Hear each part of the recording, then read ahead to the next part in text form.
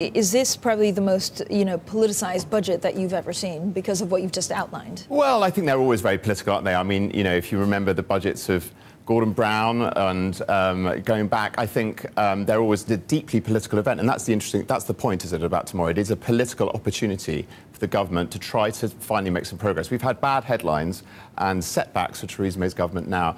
Really, as long as I can remember, it's hard to remember any good news. So tomorrow's an opportunity for the government, actually, to make some political headway. Now, remember, last year, and in fact, for many budgets, they do tend to unwind sometimes. We all remember George Osborne's omni-shambles. Last year, we had the reversal on the increase in the national insurance tax rate.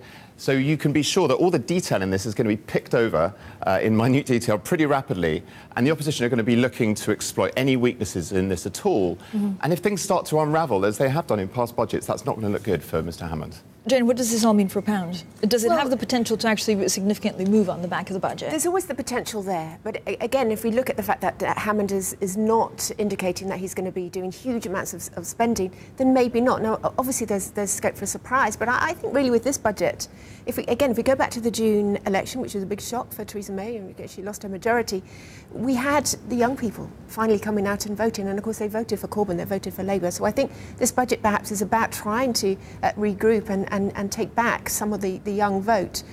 Whether or not we can really see a significant change to economists' predictions for growth or interest rates on the back of this, I think is highly debatable. If we do, then sterling will move. But I think perhaps the scope for a big move in sterling is probably limited. We will get the latest forecast from the OBR tomorrow as well. So at the beginning of the speech, that's going to be really closely watched. What does the independent analysis show for the direction of the UK economy? Is that better or worse than what the Bank of England's saying? I think that's going to be key for sterling too.